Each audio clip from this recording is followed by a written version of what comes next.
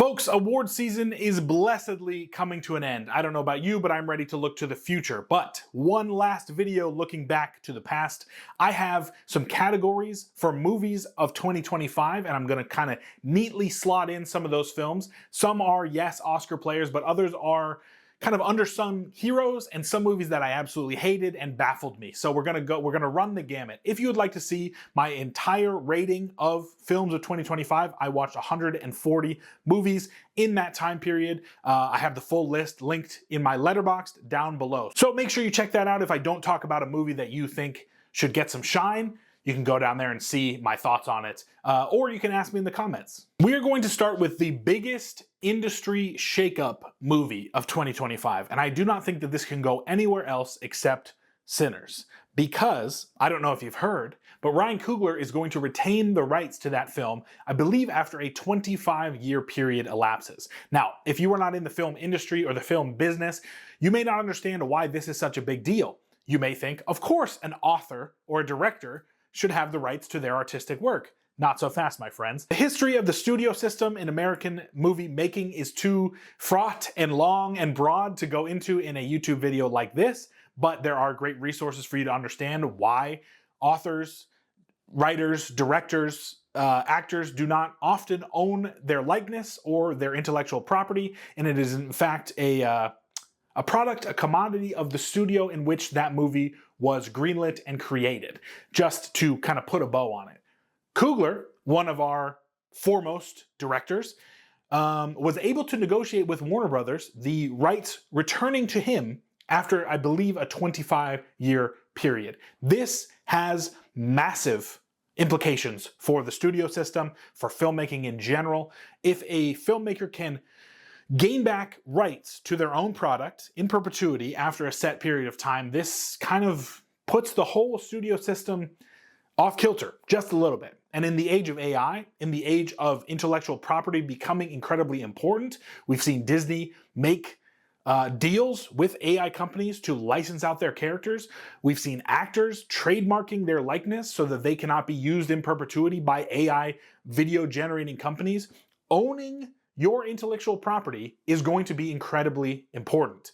Specifically, the creator of those things. So not only is Sinners a fantastic film that is up for a number of Academy Awards, but it is also the movie that I think is going to pave the way, hopefully, for a little bit more authorial ownership from filmmakers, directors in general as things go on. Now, obviously, not everyone has the same level of power as someone like Ryan Coogler. He created, one of the most profitable superhero movies of all time, revived a franchise, just a great auteur in general, and with this year's Sinners, he is right up there in the mix for Best Picture and Best Actor, will probably win Screenplay. So not everyone has that amount of cachet, but I do think that this is maybe the first kind of opening of the door of this kind of deal being struck, and hopefully we will see that continue down the line. The film that will have the longest legacy, now we're doing a little bit of forecasting here, but I love to look through cinema history. I just released a piece on my Substack relitigating the 2016 Oscars, because I do think that films over time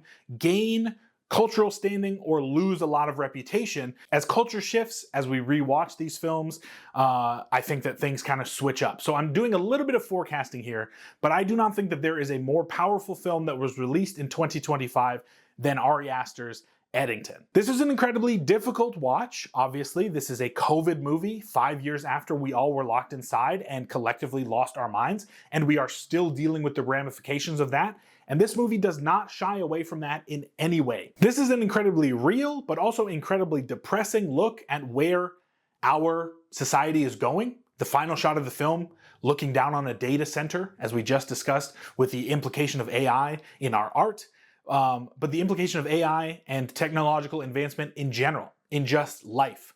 I think that this film is very prescient about that. It's an incredibly important movie about what we as human beings are willing to sacrifice for entertainment through the internet, what we are willing to sacrifice in terms of relationships, also through the internet.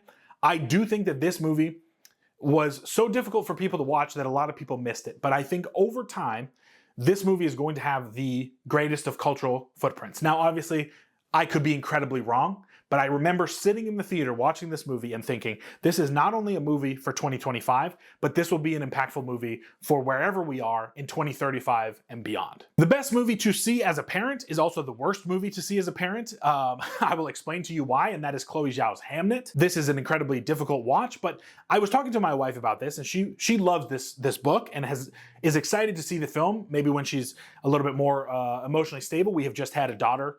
I guess not just, but we are new parents, newish parents. So this is incredibly difficult subject matter. This obviously centers the death of a child and the repercussions of that. But the reason that I say it's the best movie to see as a parent is I think that its emotional impact could go over the heads of people who are not parents, whether by choice or not by choice.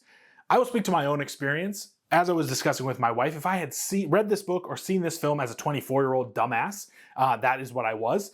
I do not think that this would have had the same emotional impact that it did. I think that I would have still enjoyed a lot of the performances. I think that this is a beautiful film, but I do think that there are some narrative struggles throughout that may turn some people off. But for me personally, on an emotional level, I don't often get to kind of turn my critic brain off or my how did this get made brain off. Just going through film school, that has irrevocably damaged the way that I watch movies. So for a movie to just kind of reach into my chest and grab my heart, this does not happen often for me personally. And this is what happened with this film. And I do think that that is because the fact that I have just had a daughter. So there you go. The best and worst movie to watch as a new parent. The biggest swing and miss. This is a film that I admire, but I don't think ultimately works. This is Freaky Tales. Again, another underseen kind of film that came out. This is an anthology story about a night in Oakland in the 80s. It is fascinating. It's by the filmmaking team, I believe, that was behind Captain Marvel. Not 100% sure on that, but I think that that's what they did. I admire just the audacity of this movie, the fractured narrative style of it, the kind of political and class statements that it's trying to make.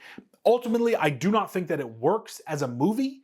I think it's decently entertaining. I don't think it lands all of the punches that it wants to land, but it is incredibly stylish. It's slick. There's some decent performances in it. There's some good music throughout. There's some good Oakland kind of history woven throughout the whole film. So I admire its attempt, even if it didn't land. So there you go. Biggest underseen film that I do believe will become a classic. This has got to go to On Becoming a Guinea Fowl. I do not know how people are missing this. I do understand why people are missing this. This is a Zambian production, I believe, subtitled, obviously, about a very thorny subject about kind of predatory behavior taking place in the nation and the mostly female response to that predatory behavior, while also being incredibly funny, poignant, deep, heartfelt. I cannot lavish enough praise on this film. If you have missed it, it is on HBO. I believe, I hope that it's still on there. This is worth your time. When we're talking about, you know, continued just rehashing of big franchise movies and nothing that feels really human, which is something that I've been struggling with quite a bit. This is a deeply human story that does not sacrifice filmmaking prowess, narrative structure for just messaging. This is a movie. It is powerful. It is funny. It is well acted. It is well written. It is incredibly well directed. I hope that more people will see this. I do believe that if it can get some momentum going, that this will be thought of maybe as a classic as we continue, again, with the long look of history. But I have to shout this movie out. I don't think enough people have seen it. Please go check this movie out. Biggest soulless remake or sequel? We've got to shout out our boy Adam Sandler on this one with Happy Gilmore 2, or as I like to call it, Cameo the Movie. I'm a little bit softer on this than I think a lot of people are, maybe because I hold the original Happy Gilmore in such high esteem. This movie didn't offend me in the same way that it offended some of my friends and some of the movie podcasters that I listen to. Maybe it was because I watched it over the Thanksgiving holiday with my in-laws, and you know, it was just on and it was just funny. But something about this felt incredibly craven. It's not a movie, it's a cameo factory. Every PGA and live golfer is in this movie. kind of trotting on the legacy of Happy Gilmore a little bit. There is a very negative view that you can take of this, and I'm being a little bit soft on it. I'm not, hammering it into the ground. I thought it was a solid 2 out of 5. There were some funny jokes in there. I laughed just a little bit. Sue me, man. I'm just a human. But I do, when I put on the more critical side of things and look at it from more of a direction of where Hollywood is going, because I do think that this was an incredibly successful film for Netflix. To see that this is an incredibly successful film for Netflix makes me just a little bit queasy, because what does that mean for the future of the movies that we're going to be getting? I don't know. We'll have to wait and see. But this is a little bit soulless. Next up, biggest marketing rug pull. We got to talk about our favorite throuple in Materialists. Holy moly, did people get mad at this one. As a movie itself, I do not think it's incredibly successful, especially in comparison to Celine Song's earlier work with Past Lives. I felt like that was a much more realized script, a much more realized finished product.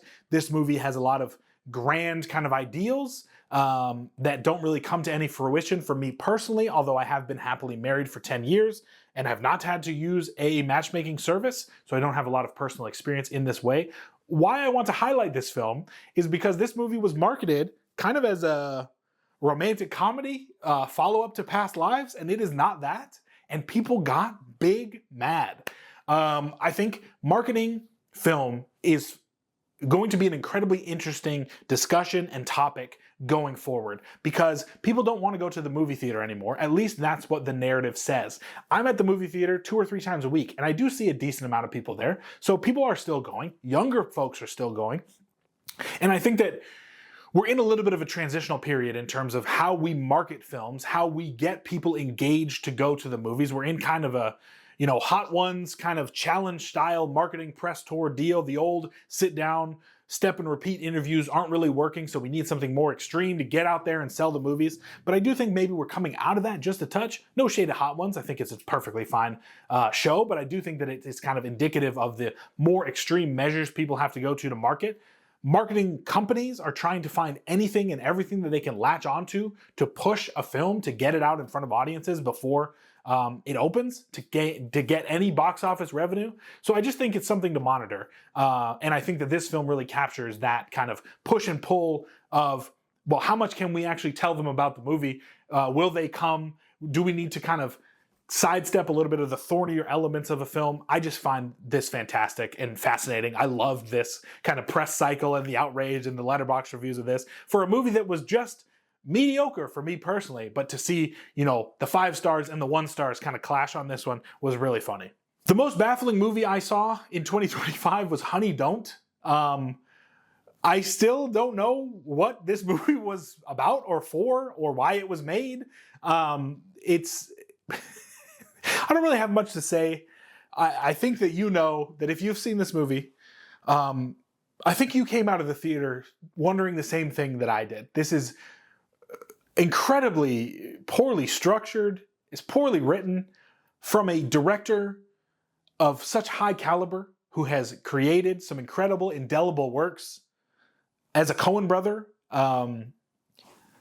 To then follow it up with this, I'm trying to be a little bit more diplomatic here. I don't want to just absolutely pound this movie into the dirt, but it is not very good. It is a poor film. And I'm fascinated by this process. I'm fascinated by, we'll never know how much was written, who gets creative control and credit, but I'm fascinated by this entire project. And, I'm still thinking about it. So there you go. It's still in my head. Most not a movie has got to go to War of the Worlds. Holy cow. What is this? What are we doing? I thought that maybe this was just a blip on the radar. This is Ice Cube sitting at a computer screen solving an alien invasion. I thought that this was just a blip. But then, unfortunately, in January of 2026, we were offered the slop that is Mercy, which is also kind of a Screen Life film. So I'm hoping that this is not becoming a trend, because these are not movies. These are video games at best. These are point and click video games, narrative video games at best. And I would like to see more film actually being made, more movies, please. When I'm in the movie theater or on the Amazon Prime app, please offer me a movie, not whatever this was. So in the back of my head, I'm just a little bit worried that maybe this is gaining traction, probably very cheap to film. I'm sure that people watch this just out of morbid curiosity. That's kind of the same way with Mercy. So hopefully this is just a flash in the pan and we kind of move on. Like, do you remember the POV style movies? What was that one? Dangerous Henry or something like that? Do you remember that blip, that moment? I think it was like 2016, 2017. And then we kind of got out of that and got back to our filmmaking roots. Let's hope, let's pray that this is what that is. Best first feature, we've got to talk about Ava Victor's Sorry Baby. This is a fantastic movie. Again, I think maybe it went under the radar just a little bit for some people, but this is fantastic. This is everything you want in an indie drama. You want a little bit of heart, you want a little bit of humanity, a little bit of comedy, you want great performances. Top to bottom, this is an incredibly well-acted movie. It's poignant, it's meaningful, it's culturally relevant, it's fantastic. There's not really much else to say except to go and watch it. It's on HBO Max or whatever they're calling it these days. I believe it's still on there. Go check it out, please. I beg you. Best documentary. I've seen through all of the Academy Award nominated documentaries. They're all incredibly depressing, all about incredibly important topics, but in terms of filmmaking, they were kind of a slog to get through. I did like the Alabama Solution a little bit, although it's not really a documentary. It's kind of a compiling of footage. So I don't know. I'm not a documentarian. Let me know what you think about that. My favorite documentary was Megadoc, The Making of Megalopolis. I love a filmmaking behind the scenes documentary, Heart of Darkness, one of the best documentaries of all time. This was not an Eleanor Coppola masterpiece, rest in peace. A great filmmaker in her own right, but this is still a look at the project and the man, Francis Ford Coppola. Someone who has brought us some of the greatest American films ever made and also brought us incredibly baffling, some would say bad movies, and his willingness to kind of put all of his personal capital on the line to make something that he believes needs to be made. Incredible background look at his relationship with actors, production heads, how he approaches the craft of filmmaking, kind of a train wreck in slow motion, just a little bit. I was fascinated. I could not look away from this documentary. This is on the Criterion channel. If you want to check this out, well worth your time.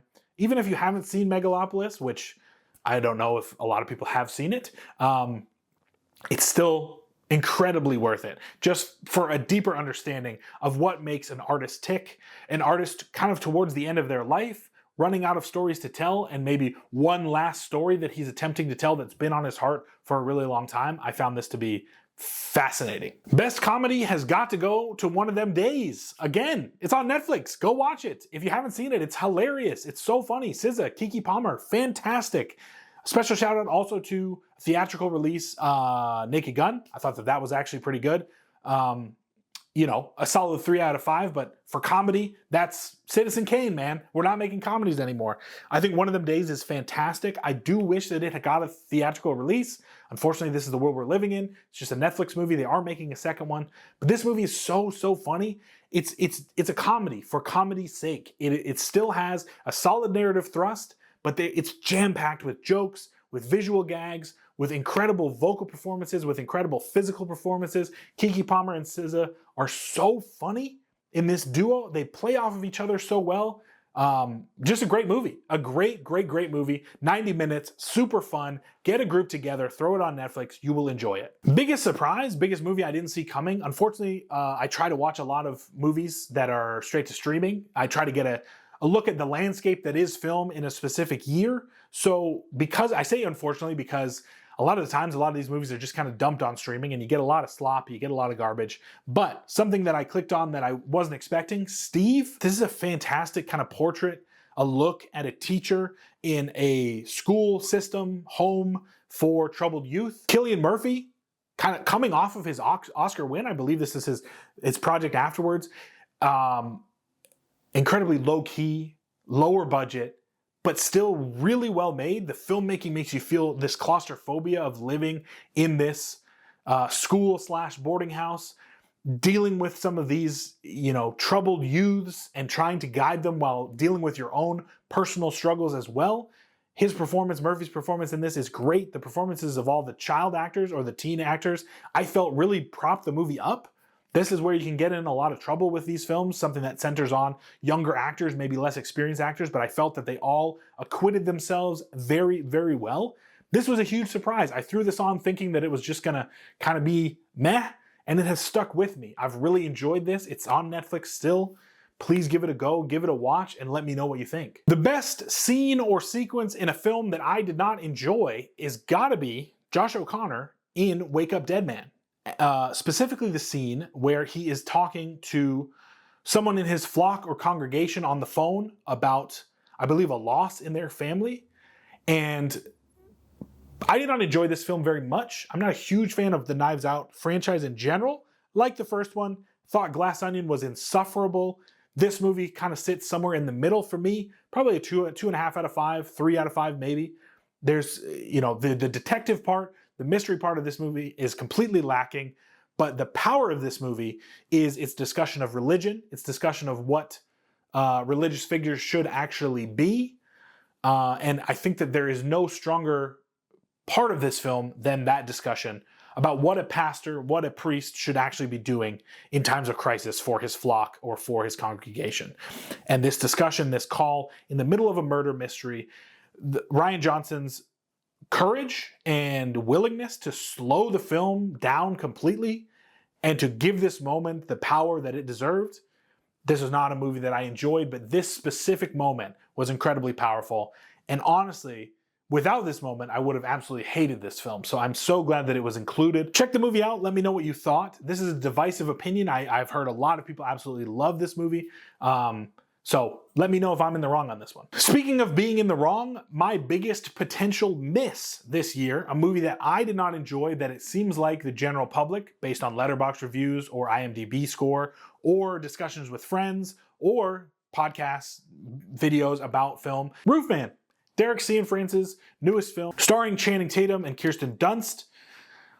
This was a film that I did not care for very much, and I think maybe I went in expecting a different tone, maybe expecting a different performance from Channing Tatum, and just could never really get on the same wavelength with this picture. But I thought the filmmaking was pretty solid. It did feel a little bit tonally just all over the place for me personally. It felt like it was directed by 2 or 3 different people.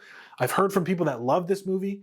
I'm excited to give this movie another shot, because I do think that if a lot of people that I trust, whose taste that I trust, are saying that this is a movie that I should give my time to, it could have been that it was just a bad day, that I made it to the theater and watched it. I do watch a lot of movies, and sometimes movies can kind of go over my head.